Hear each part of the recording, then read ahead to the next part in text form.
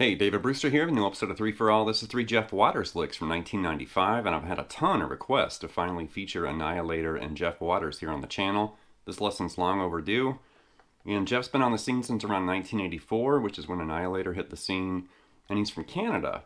And a powerhouse, energetic, just riff machine, lick machine, soloing machine. And when you watch live footage or concert footage of Annihilator, you can't take your eyes off Jeff. He's running around on stage, just thrashing and moshing and shredding. And there's so much energy. That's the big thing that I've really taken away from watching him just jam and shred his fingers off. So much intensity and energy. You know, it's really inspiring. When you watch him, you just want to grab your guitar and shred. A legendary, overlooked metal guitar god right here, Jeff Waters.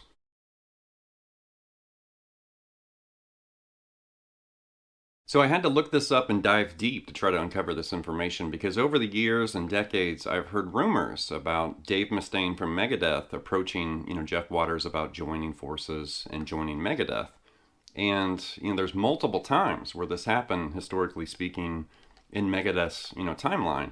Like after Jeff Young left, before Marty Friedman joined, somewhere around 1989, Dave was asking Jeff to join Megadeth, and he turned it down. And then there are reports that maybe, he also asked Jeff, after Marty left, before Al Pitrelli joined, and some other times in history, where Dave kind of asked Jeff to join. He always declined. He never joined. And I did read that he was really just focused on Annihilator, and he didn't want to be distracted, with the Megadeth thing. So he kept, himself focused on his own project instead of joining up with Dave Mustaine. I always thought that was really cool. And I really respect him for saying no to Dave Mustaine. That's cool.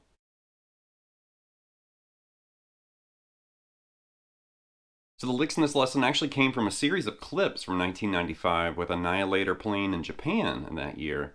And, the footage is a little grainy. I mean, you got to think it's 1995. It was probably shot with a VHS camcorder out in the crowd or something. But cool licks, a cool period for the band. And I did include a couple extra clips right here of Jeff's intensity live. And he's playing a black Gibson SG.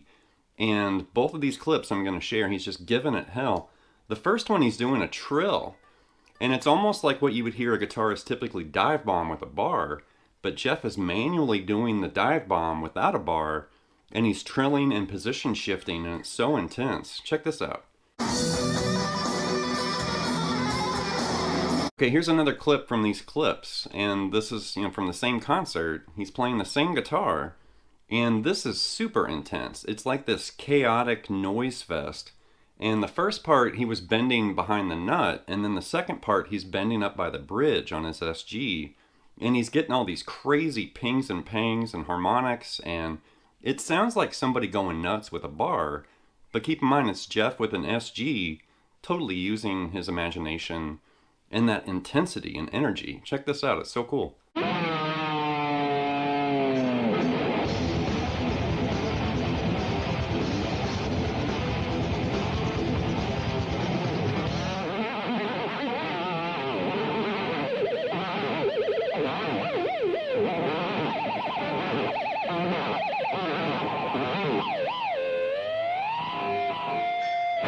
Okay, the first lick is this tapped harmonic melodic phrase, and we're actually starting the lesson right here. So here's lick number 1.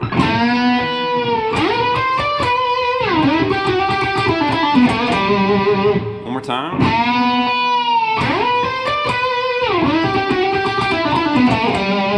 Something like that. So I dig the first part because he's doing a very low bend on this A note. He bends it up a whole step, and then he taps an octave higher for a tapped harmonic, and then releases the bend. So you hear the bend go up, tapped harmonic, and then the bend returns, right? Or it's released, after that. So totally think Van Halen right there. Bend that A note up, and then literally tap an octave higher on that A note for the tapped harmonic, and then release the bend. Like that. Then there's a huge position shift up to this B, C to D, and then end up on that B again. And then he does this really intense, it's kind of based out of E minor pentatonic right there. So you want to slide into that E note, you've got 2 G's there on the G string, and then slide this kind of position shift, this F sharp into that G, and then pick it 3 times. So I guess do the slide and then pick it twice after the slide, but you're hearing 3 Gs right there, like that. And then start on that G again and do a G to E to D pull off. And then do that E to D pull off down to that B note. And then you've got this kind of smear bend on that A and end up on that G. And there's kind of a slight pinch on that G note, like that.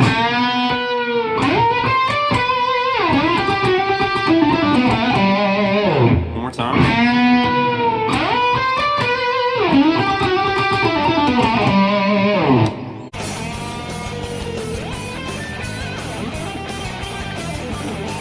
Next up's this melodic arpeggio-based idea, and this reminds me of Blue Öyster Cult's Don't Fear the Reaper, like the interlude to that song.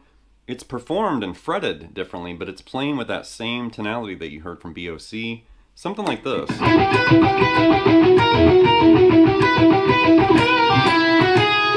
One more time.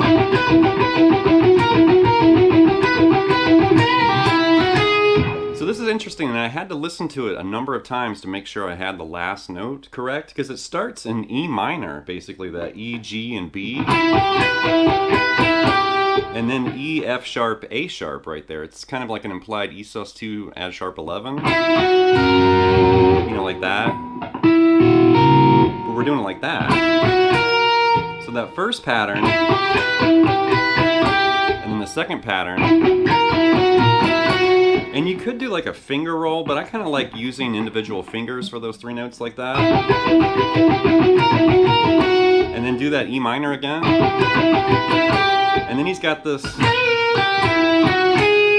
And that's really interesting because he's starting on that B flat or that A sharp, bend and release down to that G. And then that E to F sharp, and then he's ending on G sharp, like the major third. Everything was minor until that last note. Like that, and it kind of catches your ear like, what? You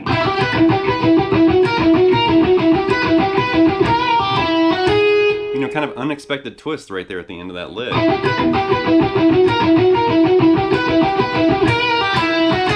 You have to keep an eye on Jeff because he does stuff like that all the time. Okay, next up's a sweep lick using a clean tone, and if you're working on sweeping, especially downstroke sweeps, check this one out. This is a great lick to work on. It's in D minor, and we're doing... One more time. There's the key right there, like D, and we're doing...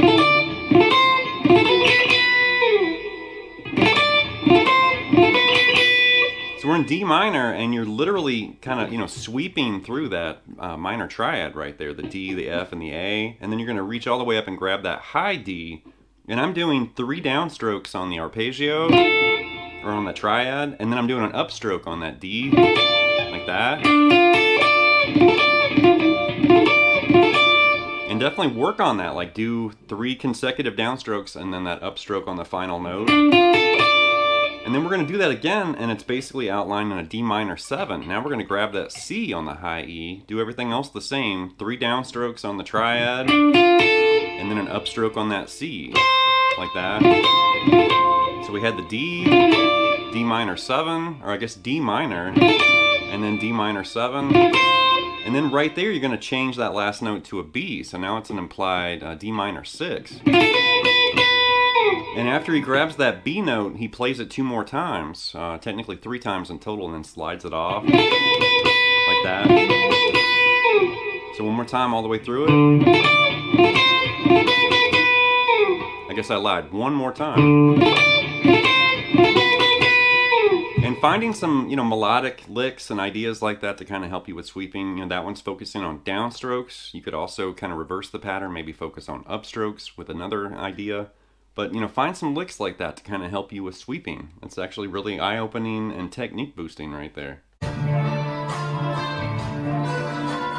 Okay, here's a bonus lick, and it's this Intervallic slip and slide idea. It's really cool, like this. One more time.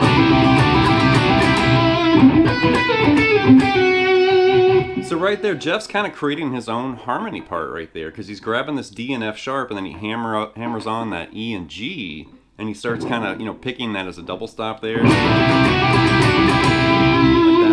And then the slip and slide, the intervallic part, he's kind of playing with fifths right there. He's grabbing that E and B note on the D and the B string. And he's doing that. So he's basically sliding those fifths down, right? And then ends on that final F sharp right there. So he's doing the E to B, and then he's doing the shift on the B string down to the A note. Like that. So slowly. Like that, really slow. So you can see we're grabbing that E and B, and then when you position shift, you've got D and A, and then when you shift again, you've got C and G, and then end up on that F sharp like that.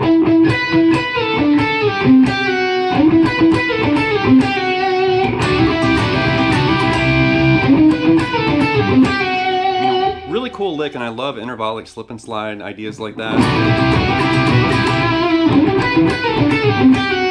And that definitely reminds me of a certain lick that I picked up from George Lynch and some of his educational material and music. And I'm not sure if that's where Jeff got the idea for that, but it does remind me of George Lynch a little bit.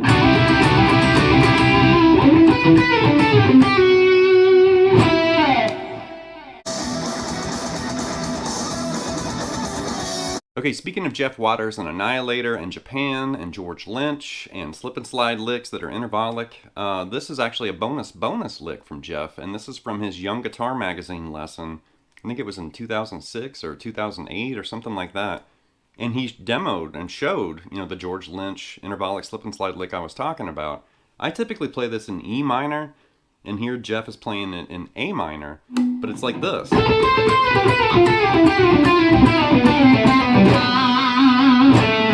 One more time.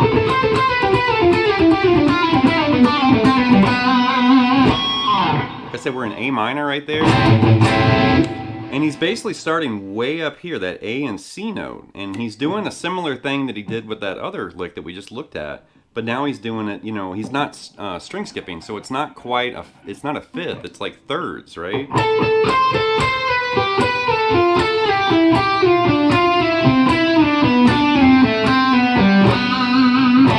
That's what it looks like slow right there. So you're doing that, A twice to that C, and then you're doing that A to C again. And then when you get back to that C again, that's where you're going to shift down to that B note and then grab that G right there. And then you're going to do it again right there. And then you're going to go back to the minor shape and you're going to E minor right there. So that's like A minor, G major, F major, E minor, implied, of course. Then you got D minor. And right there it's like a little part of C major, a little part of B minor, a little part of A minor, and right there a little part of G major. When he gets down to that low G, then he grabs that B again with kind of a slight pinch harmonic. And then I just ended on that A note. So one more time, kind of slow.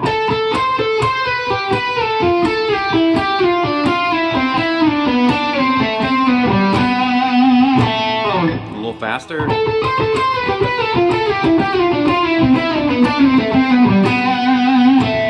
And then add tempo.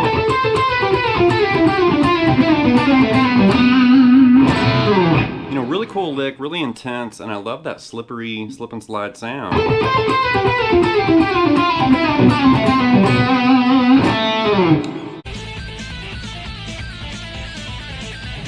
Alright, that's going to wrap this episode of 3 for All with this look at 3 Jeff Waters licks from 1995. Definitely a very dynamic and impressive guitarist. Tons of energy, like I mentioned at the beginning of this video.